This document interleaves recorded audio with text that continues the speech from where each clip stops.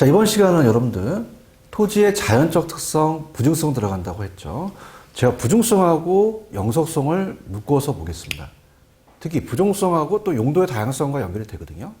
자, 들어가 보도록 하죠. 자, 자연적 특성하고 있어요. 자연적입니다. 자연적 특성은 우리가 물리적 특성이라고 얘기했고요.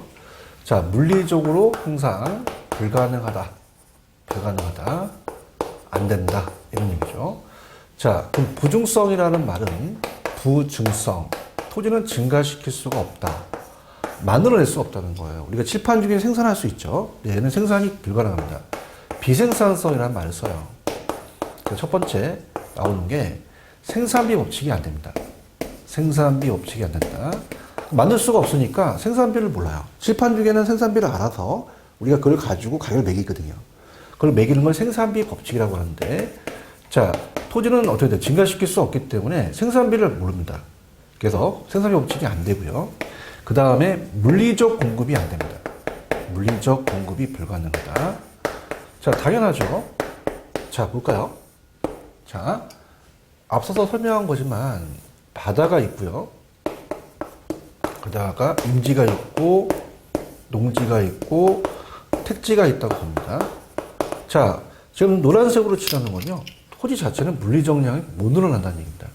그런데 앞서서 얘기했지만 농지가 택지로 바뀔 수는 있어요. 그죠? 그럼 여러분 생각하실 때, 아, 농지가 택지로 바뀐다? 가능하다. 그럼 택지 개발을 하지 않니? 라고 하는 것은요, 용도적 공급을 얘기합니다.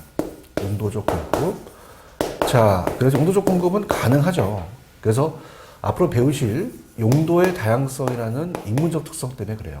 용도의 다양성 때문에 가능하다는 거죠. 그래서 농지가 택지로 바뀐다는 것은 택지가 가치가 높아지죠.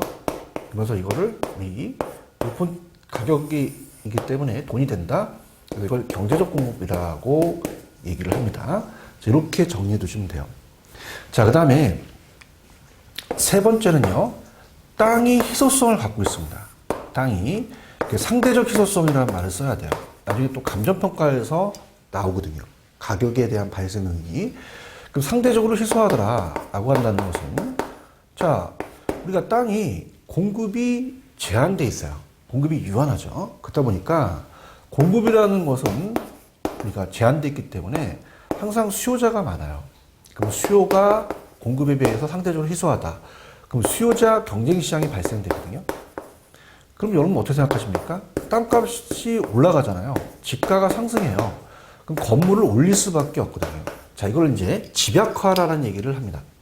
그러니까 집약화는, 자, 인문 과정에서 나중에 또 있으니까 이렇게 들으세요. 토지와 노동 자본이 생산 요소인데, 집약화라는 것은 토지는 가만히 있는 상태에서 노동을 많이 투입해요. 자본을 고충화시킬 수밖에 없다는 거죠. 자, 그런 걸 나중에 또 우리가 집약화라는 걸 배우시고요.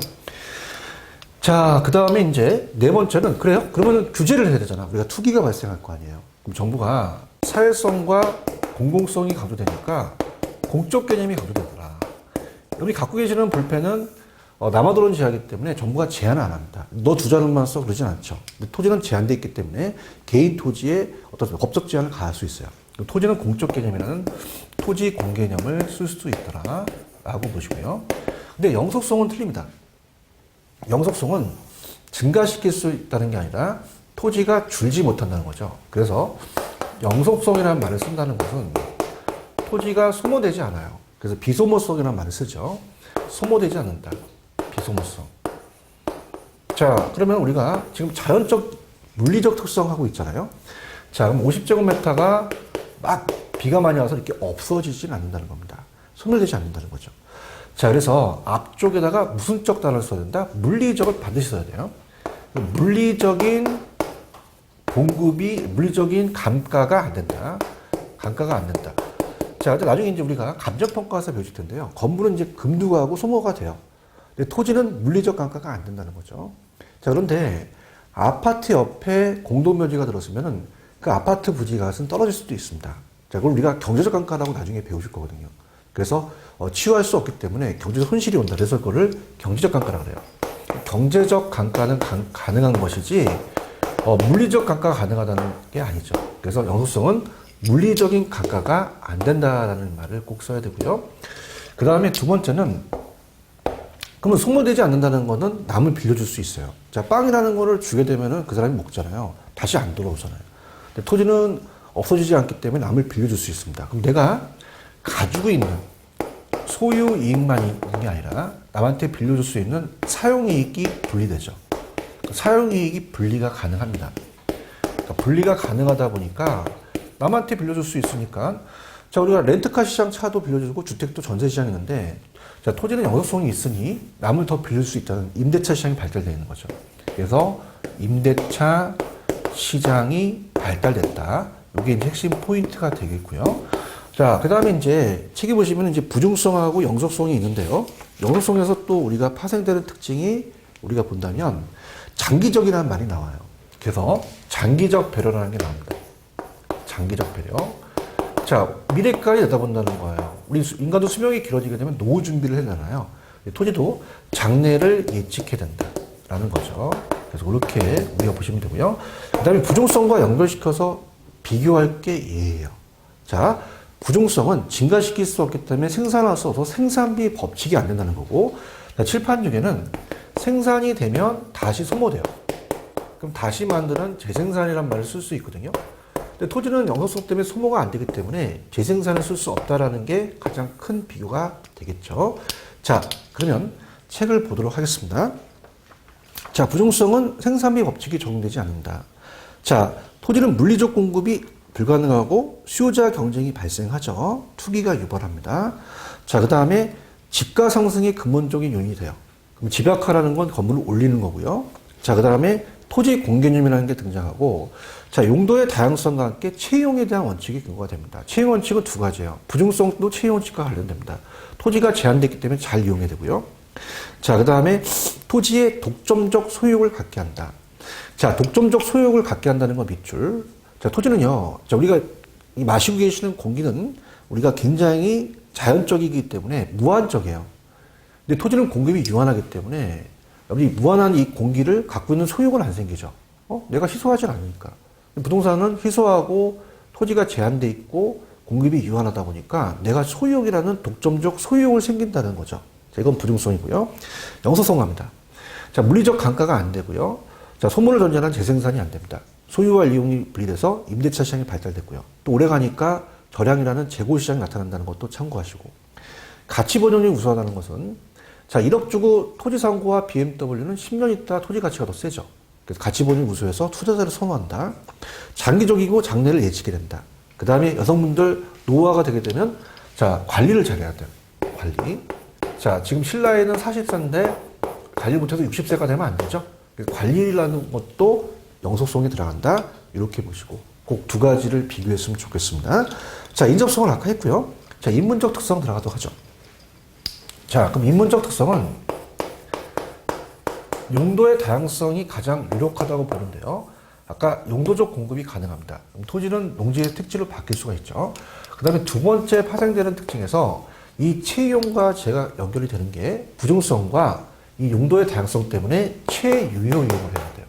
최유효 이용에 대한 판단 근거가 됩니다. 자, 부동산은 용도가 다양하기 때문에 가장 좋은 용도로 써야겠죠. 강남역 서울의 보통 상업지역이라면 공장이나 상가를 지어야겠죠. 채용의 판단 근거가 가장 중요합니다. 자, 그렇게 해서 두 가지를 선택하죠. 용도의 다양성은 채용의 성립 근거, 그 다음에 경제적 용도적 공급이 가능하다, 용도 전환이 가능하다. 자, 앞서도 말했지만 토지가 합병하고 분할하는 게 아니죠. 인간이 병합 분할합니다. 그래서 용도의 다양성을 또 지원하기도 해요. 자, 이게 감정평가 시험에 나왔는데요. 아직 우리 공인중개사는 안 나왔지만, 자, 합병과 분할을 잘하게 되면요, 용도를 더 다양하게 가져갈 수도 있어요. 그러니까 채용할 수 있게 되고, 그 다음에 그렇지만 법적 제한이 또 따르기도 합니다. 우리가 지적제도에서 또 최소 면적이라는 게 있고요. 이 등기법이나 지적법을 법적 규제를 또 받고요. 그 다음에 합병하면 또 가격이 올라갈 수 있고 중간가 될 수 있다는 거죠. 떨어질 수도 있다. 분할도 마찬가지입니다. 자, 그렇게 보시고요. 자, 총론에는 이제 마지막으로 이제 보면 부동산의 자, 본질이라는 게 있어요. 그래서 위치로서에 대한 부동산은 절대적 위치는 안 변하지만, 자, 아파트가 절대적 위치는 안 변하지만 우리 강남이 고조선부터 지금까지 물리적 위치는 변하지 않아요. 근데 주변 환경이 바뀔 수도 있죠. 상대적 위치가 또 바뀌었다 그러거든요. 그래서 상대적 위치가 더 중요하다는 것만 체크를 해 놓으시고요. 자, 시험 출제는 공간이 조금 더 잘 나오는 부분입니다. 자, 공간도 예전엔 출제가 됐다가 요즘 좀 뜸하죠. 이 공간이라는 게 생겨요. 자, 우리 부동산도 공간에 대한 소유권의 범위가 있다는 거죠. 자, 공간 가겠습니다. 자, 공간은요, 공간으로서에 대한 부동산은 좀 전에 영속성을 배웠죠. 영속성이 있기 때문에 공간이라는 게 만들어지죠. 자, 공간은 이렇게 또 그림으로 그립니다. 지구 중심을 자르게 되면, 자, 우리가 수평이 있고 공중이 있고 지하가 있어요. 그래서 우리가 위에를 공중 공간이다 이렇게 얘기하고요. 자, 여기를 수평 공간이라고 얘기합니다. 수평 공간. 그 다음에 여기를 지하 공간이라고 얘기를 해요. 지하 공간. 그러면서 이 공간도 소유권에 대한 미치는 범위가 있겠죠. 그래서 수평공간을 이용할 수 있는 권리를 지표권이라고 얘기하고요. 공중공간을 이용할 수 있는 것을 공중권이라고 합니다. 그 다음에 지하공간을 이용할 수 있는 권리를 지하권이라고 그래요. 자, 그래서 이 공간은 3차원 공간이다 라고 얘기를 하고요. 또 입체공간이라고 얘기를 씁니다. 다 합쳐서 입체공간이라는 걸 쓰고요.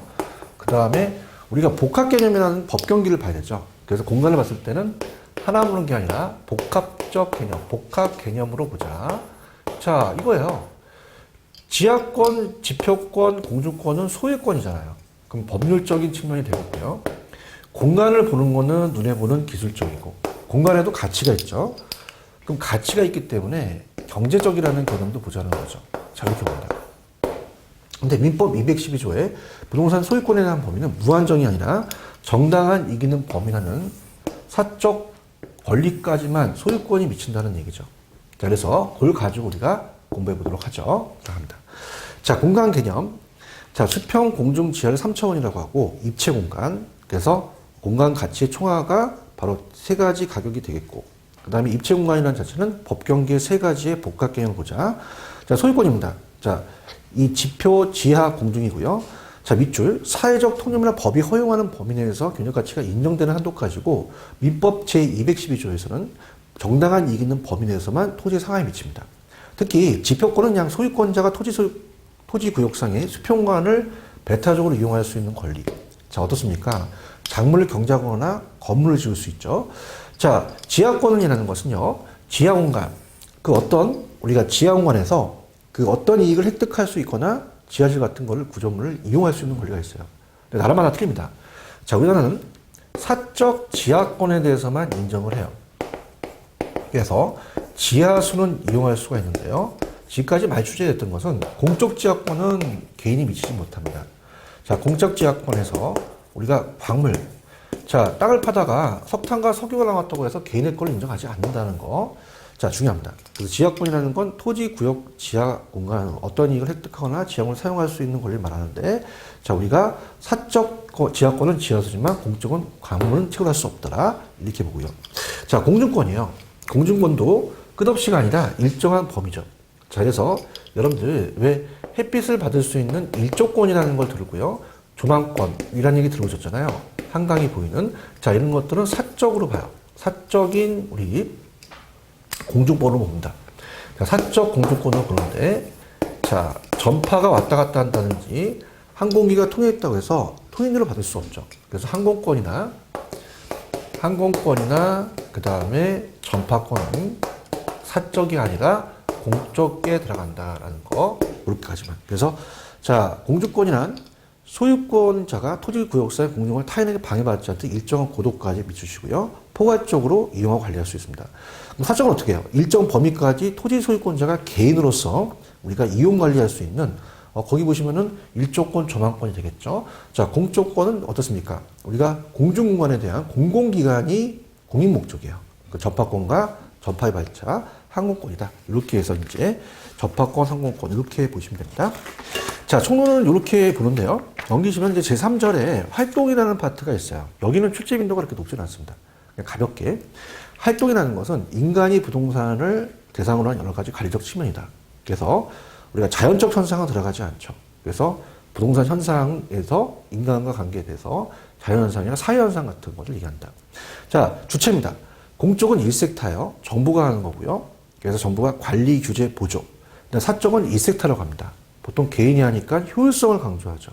그래서 공적은 형평성이고 민간이나 특히 조합은 이 섹터에 들어간다는 거. 가장 활발한 거는 사적이 활발하다 이렇게 나왔고요.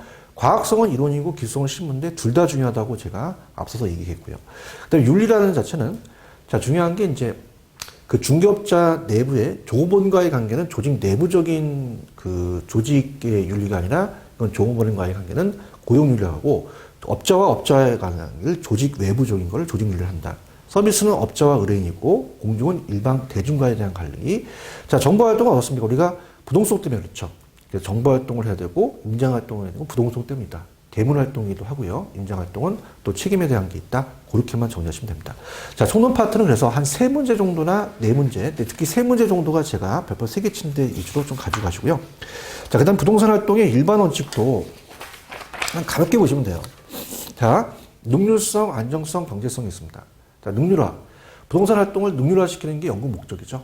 그러면 능률성이 가장 중요할 테고, 자, 소유한다면 우리가 채용의 원칙을 지키고, 거래 활동할 때는 거래 지수를 지킨다는 것만 가져가시고, 안정성, 거래사고에 대한 거를 또 우리가 만들기 하자. 법 경계의 3가지를 갖고 안정성을 구하자. 근데 능률성을 높으면 안정성이 떨어지니까 사고 견제다. 자, 경제성은 최소의 비용으로 최대 효과를 얻자는 합리적인 우리 선택이다. 그렇게만 보시면 됩니다. 자, 그럼 우리가 경제 파트로 들어가도록 할게요. 자, 경제 파트 비중이 높아요. 제 강론에서 경제 파트가 있다고 말씀을 드렸죠. 자, 그래서 이 경제 파트로 우리가 들어가 보도록 하겠습니다. 자, 그래서 경제 파트는 자, 중요한 게 수요 공급 이론이라는 파트가 있어요. 자, 들어가 보도록 하죠. 자, 수요와 공급에 대한 개념에서 우리가 또 시험 문제가 나온다는 거죠. 그래서 경제 파트를 이제 미리 들어가셔서 우리가 공부해 주는 게 굉장히 중요합니다. 그래서 경제 파트를 전반적으로 이제 보고 그다음에 책을 보도록 하죠. 자, 수요와 공급 이론이 한 4문제 정도가 출제가 돼요. 옛날에 7문제가량 출제가 나왔는데 지금 한 4문제 정도가 출제된다는 거 꼭 기억하시고 들어갑니다. 자, 수요 공급 이론이에요. 자, 수요 공급 이론은 우리가 나온다면 한 4문제 정도가 출제가 된다. 이렇게 한번 보시고요. 자, 그럼 수요의 개념을 보고 그 다음에 공급의 개념을 같이 볼 거예요. 연결시키고 수요 법칙은 어떻고 공급 법칙은 어떠며 그 수요 곡선과 공급 곡선에 대해서 우리가 한번 얘기해 보도록 하죠. 자, 그럼 수요와 공급입니다. 자, 수요는 사는 쪽이에요. 수요. 자, 어렵지 않죠? 수요는 사는 쪽입니다. 그럼 소비자가. 자, 요게 이제 중요해요. 저량과 유량은 제가 나중에 시장 파트에서 후수를 할 겁니다. 나중에 얘기를 할 건데요. 들어보시면요. 갑순이가 사과를 100개 먹어요. 많이 먹는다, 적게 먹는다, 기간에 따른다. 그래서 기간입니다. 그래서 일정 기간이라는 걸 명시해요. 기간 동안. 그래서 우리가 유량이라는 단어를 써요. 유량. 근데 저량이라고 하면 안 된다. 저량이라고 하면 안 된다. 그래서 유량이라는 말을 쓴다. 자, 그래서 일정 기간이라는 게 키포인트가 되고요. 자, 그 다음에 생각을 해보세요. 갑이라는 건설회사가 편안하게 생각하시면은 만약에 24평 아파트를 판매하고 싶어요. 그럼 여기 있는 사람들한테 이제 이 판매에 대한 수요 분석을 하겠죠. 자, 그러면은 자, 갑순이가, 을순이가 가고 있어요. 가고 있어서 이 아파트 사고 싶어요? 근데 어저께 샀는데요? 그럼 이건 수요가 아니에요. 산 게 중요한 게 아니라 사려고 하는 게 중요합니다. 그럼 일정 기간 동안에 자, 우리가 어떻습니까? 구매하고자 하는 게 중요합니다. 구매하고자 하는 이라는 게 중요하다는 거. 자, 구매를 아직 안 했어요. 그러면 우리가 사전적이라는 말을 씁니다. 사전적. 그래서 살 의사가 있다는 거죠. 살 의사. 자, 우리가 사후적 하면 안 됩니다. 사전적이라는 사후적이 아니라 사전적이다. 저량이 아니라 유량. 그 다음에 사후적이 아니라 사전적. 근데 이거 자 3억으로 팔려고 그러는데 돈 있으세요? 없대요. 그럼 보내야죠. 그럼 실질적인 살 의사가 아니라 살 능력까지 다 갖춰야 됩니다. 자, 그럼 우리가 구매하고자 하는 욕구를 얘기해요. 욕구가 구매력을 얘기하거든요. 구매력. 그럼 구매력이라는 건 뭐냐면 살 의사와 살 능력을 다 갖춰야 된다는 얘기입니다. 그래야지만 우리가 실질적인 수요가 돼요. 자, 그걸 실질적 수요, 우리 유효 수요라는 답을 합니다. 그러니까 유효 수요라는 것은 살 능력과 살 의사를 다 갖춰야 되는 거죠. 자, 그럼 우리가 여기서 공부해 볼 거는요, 이 구매력이라는 것은 자, 차입 능력도 들어갑니다. 차입 능력. 자, 여러분들이 우리가, 여러분들이 카드로 백화점 가서 물건 사면 물건을 내주잖아요. 여러분들이 차입 능력이 있다라는 얘기거든요. 그러면, 자, 이렇게 한번 볼게요. 자, 만약에 잠재수요라는 게 있습니다. 잠재수요. 잠재수요는, 자, 어떨까? 우리가 이제 살 의사와 살 능력을 다 갖추는 게 유효수요인데요. 자, 보면요. 잠재수요는 살 의사는 있지만 살 능력이 없는 수요예요. 자, 그러면 이렇게 한번 볼까요? 무주택 서민들이 있습니다. 자, 무주택 서민들은요, 살 의사인데 살 능력이 없어요. 그럼 차입 능력을 정부가 높여줘야 되죠. 자, 그럼 어떻죠? 예를 들어서 보금자리론이라는 걸 우리가 금융 파트에 배울 겁니다. 그럼 보금자리론이라는 것은, 자, 무주택 서민들을 위해서 장기 저리로 빌려줍니다. 자, 그러면서 어떻습니까? 장기 저리로 빌려주면서 이 LTV라는 거가 시험 문제 잘 뜨거든요. 그래서 우리가, 자, LTV라는 것은 담보 인정 비율이에요. 자, 그래서 예를 들어서 런트 밸류라고 하는데 1억짜리 부동산이 있다. 그 밸류, 이게 부동산 가치라면 이 담보 인정 비율은 담보 인정 비율이라고 하고요. 자, 우리가 대부 비율이라는 얘기도 쓰거든요. 돈을 빌린 비율, 저당 비율. 그럼 1억 중에서 70%까지 빌려준다고 봐요. 그러면 어떻습니까? 자체적으로 70%까지 빌려주면 1억에 7천만 원까지 빌려줄 수 있다는 얘기죠. 자, 그럼 어떻습니까? 1억에 7천만 원까지 빌려준다면 3천만 원만 있어도 집을 살 수 있죠. 그래서 대출금도 들어간다는 겁니다. 자, 그래서 어떤 거냐면 우리 부동산 수요는 다 유효 수요를 얘기하거든요. 그럼 가볼까요? 자, 유효 수요, 부동산 수요를 높이려면 어떻게 되니? 자, LTV가 증가되지만 수요가 늘어나고요. 저리로 빌려줘야지만 수요가 증가합니다. 장기로 빌려줄수록 수요가 증가하죠. 자, 이렇게 염려 보시면은 아주 가볍게 수요에 대한 부동산 수요를 우리가 배울 수가 있어요. 자, 그렇게 보시고요. 자, 그 다음에 이제 같이 묶어서, 자, 판매에 대해서 공급으로 갈게요. 공급도 어렵지 않아요. 자, 공급도 여러분 생각하실 때 이제 공급으로 들어가기도 하겠습니다. 자, 공급은요, 제가 이제 노란색으로 쳐볼게요. 자, 소비자가 아니라 이제 판매자입니다. 판매자가, 이 칠판죽을 만든 사람이 1000개를 생산해요. 기간에 따라 틀리겠죠. 1년인지 한 달인지. 그래서 일정 기간이라는 유량을 똑같이 말씀해야 되고요. 그 다음에 좀 틀리죠. 이제 파는 쪽이니까 여러분들이 어떤 부동산을 사거나 이 칠판죽에 사게끔 되면은 판매된 것보다 판매하려는 게 중요합니다. 그렇다면 고쳐야 되죠. 공급에서는 판매하고자 하는이라는 걸 얘기를 해요. 그래서 사후적이 아니라, 자, 사전적이라는 말이 약간 틀립니다. 살 의사가 아니라 공급은 어떤 계획된, 그죠? 계획된, 의도된, 이런 말이 되겠고요. 되겠고, 자, 공급도 욕구가 있어야 돼요. 자, 욕구는 똑같습니다. 판매력이라고 합니다. 판매력. 그래서 여기서는 뭘 얘기하냐? 판매할 수 있는 능력을 얘기를 해요. 자, 그럼 이거는 우리가 유효 공급이라고 합니다. 자, 그럼 유효 공급이라는 건 뭐냐면, 자, 팔 수 있는 능력도 다 갖춰야 된다는 거죠. 자, 이 칠판주개를 만들려면요. 자, 공장만 있어야 되는 게 아니라, 자, 이렇게 창고도 있고 트럭도 있어야 돼요. 모든 걸 다 갖춰야 된다. 자, 이렇게 해서 우리가 또 같이 보시면 됩니다. 유효 공급 같이 보시고요. 자, 그 다음에 이제 우리가 수요 법칙과 공급 법칙이라는 거 한번 들어가 보도록 할게요. 자, 그래서 가격이라는 거와 연결돼서 이 두 가지를 설명해 보겠습니다. 자, 가격을 본다면 가격 때문에 수요 법칙과 공급 법칙이 발생이 됩니다. 자, 그래서 수요 법칙과 공급 법칙에 의해서 수요 곡선과 공급 곡선이 생긴다는 거, 요걸 주의 있게 보셔야 돼요. 자, 갑니다. 자, 우리가 수요 법칙이 있습니다. 그 다음에 공급 법칙이라는 게 있습니다. 자, 그럼 수요 법칙과 공급 법칙은 다 가격 때문에 그래요. 가격. 그래서 가격에 의해서 우리가 나타나는 거죠. 그럼 가격이 어떻게 되지만 얘네들이 양을 더 늘릴 수 있느냐라는 거죠. 그러면 생각해 보세요.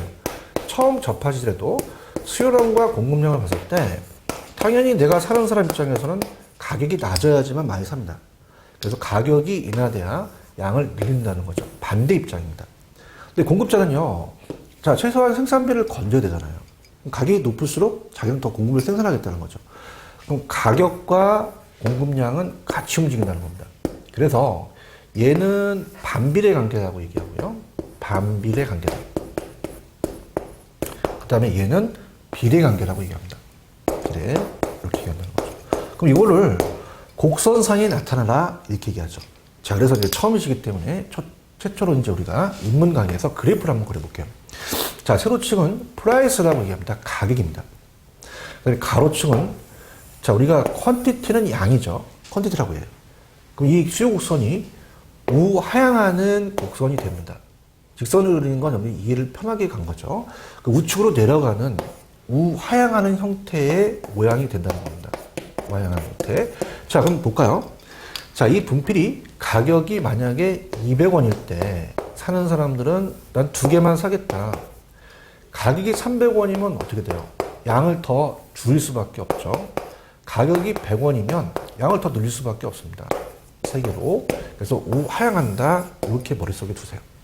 자, 그래서 이건 마이너스 반대니까 역의 관계다. 이렇게 얘기하고요. 자, 비례는 어떻습니까? 그 반대예요. 공급은. 그 다음에 이 D라는 건 디맨드이기 때문에 이게 이제 수요 곡선이라는 거 항상 머릿속에 두시고요. 공급은 달라요. 가격과 양이 있으면은 자, 얘는 비례 관계입니다. 그래서 곡선이 어떻게 되냐면 우상향으로 이렇게 올라갈 수밖에 없죠. 자, 그럼 가격이 만약에 200원일 때 공급자들은 2개만 생산하겠다. 가격이 300원이면 양을 더 늘리겠죠. 난 3개 가겠다. 그다음에 가격이 100원이면 난 양을 1개밖에 안 만든다. 자, 얘나 이 세 점이 찍혔지만요. 자, 실질적으로는 무수한 점들을 연결한 게 수요 곡선과 공급 곡선이에요. 자, 그래서 얘는 어떻습니까? 얘를 이 서플라이라고 하고요. 자, 이걸 공급 곡선이라고 합니다. 자, 공급 곡선은 어떻습니까? 우측으로 올라가죠. 그래서 우측으로 올라가는 우상향하는 형태가 된다. 이렇게 봅니다. 그럼 전반적으로 제가 수요공급이 한 4문제 정도가 출제가 되는데, 자, 우리가 부동산 수요가 굉장히 또 영향을 주기 때문에 보통 시험 문제는 수요 쪽 파트에서 시험 문제가 많이 출제가 됩니다. 그 수요가 4문제에서 3문제라면 공급은 1문제밖에 출제가 안 돼요. 그래서 우리 수요 위주로 공부를 하시면 좋습니다. 수요 법칙 위주로 꼭 가라. 이렇게 말씀드리고 싶어요. 자, 그렇다면은 전반적으로 우리가 수요 법칙에 대해서 여러분들 봤다면 좀 재미있게 강의를 한번 해볼게요. 자, 저나 여러분들이 다 주택 수요자입니다. 수요자들은요, 걸을 때 이렇게 걷죠. 그죠? 걸을 때 이렇게 걷는 분 없죠. 그래서 이게 가격이고 이게 양이다. 라고 한다면 가격이 상승하면 양이 감소합니다. 이렇게 가죠. 그죠? 그래서 항상 여러분들이 다닐 때 수요 법칙 하면서 다녀라. 이렇게 해서 머릿속에 두시면 됩니다. 자, 그럼 수요와 공급, 우리가 개념을 볼게요. 자, 수요, 공급, 사는 쪽과 파는 쪽이 있더라. 자, 그러면 우리가 수요자나 공급자나, 자, 사과를 100개 먹는다. 자, 이 칠판 주개를 10,000개 생산한다. 몰라요. 많은지 적은지. 그래서 일정 기간을 꼭 명시해야 되는 수요량과 공급량. 그러니까 우리가 나중에 이제 그 시장의, 주택 시장에서 유량저량을 공부하실 거거든요. 그렇다면은, 자, 경제학자들이 양에 대해서 일정 기간을 명시하는 양과 일정 시점을 나눴어요. 그러다 보니까, 수요와 공급은 일반적으로 다 일정 기간이라는 걸 명시하겠다. 해서 수요, 공급은 다 유량 개념입니다. 자, 그 다음에, 어떻죠? 자, 공급이나 수요나, 그러면 이제 건설회사가 얘기를 할 때, 이거 사고 싶으세요? 어저께 샀어요. 그럼 안 되죠. 사려고 하는 거고, 여러분도 판매하고자 하는 공급이 필요한 겁니다. 아직 사전적이라는 개념을 쓰고, 자, 수요에서는 살 의사와 공급에서 계획된 의도는 걸 얘기하죠.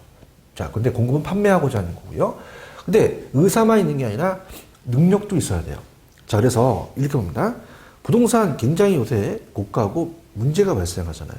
그래서 무주택 서민들은 살 의사는 있지만 살 능력이 없기 때문에 무주택 서민들을 잠재 수요라고 합니다. 그럼 정부가 개입을 해야겠죠. 그럼 돈을 빌릴 수 있는 비율을 높여주고, 저리, 그 다음에 장기로 간다면 그만큼 수요를 더 늘린다는 자체를 머릿속에 두시면 참 편합니다. 이렇게 보시고요.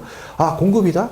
공급이도 팔 의사만 있는 게 아니라 팔 능력도 있어야 된다. 이 칠판 주개를 만들려면 공장도 있어야 되며, 창고도 있어야 되며, 트럭도 있어야 된다. 그래서 유효라는 말을 둘 다 쓰더라. 유효 수요, 유효 공급, 이렇게 정리를 같이 정리해 주시고요. 그 다음에 수요 법칙과 공급 법칙에서 이제 학교 다닐 때 우리가 또 배우긴 했습니다. 근데 가격에 대해서 바뀌어요. 가격. 그럼 가격과 양이 반비례다. 가격이 오르면 양이 줄어든다. 그럼 이렇게 어떻습니까? 가격이 떨어지면 양을 더 늘릴 수 있죠. 그러면 이거는 비례다. 역이다. 근데 공급은 다르다. 공급은 같이 움직이니까 이거를 정해상관관계 이렇게 표현하거든요. 그래서 수요법칙. 자, 우리가 지나가실 때, 가실 때 수요법칙 하면서 다니죠. 이렇게 해서 항상 수요법칙이라는 걸 머릿속에 두시고. 자, 공급법칙이라는 자체는 가격과 양이 비례관계니까 얘가 생긴 모양이 우하향하는 곡선이 되더라. 얘는 생긴 모양이 우상향하는 곡선이 된다. 이렇게 정리하시면 수요공급의 가장 기초적인 정리가 됩니다. 그래서 이렇게 꼭 잡으시기 바랍니다. 자, 이렇게 잡으시고요. 자, 다음은 이제 제가 다음 시간은 책에 좀 체크를 해드린 다음에 또 우리가 수요와 공급에 대해서 또 가격이 있느냐, 가격 이외가 있느냐 이러면서 또 연결시켜서 보도록 하겠습니다. 자, 이번 시간 여기까지 하겠습니다. 감사합니다.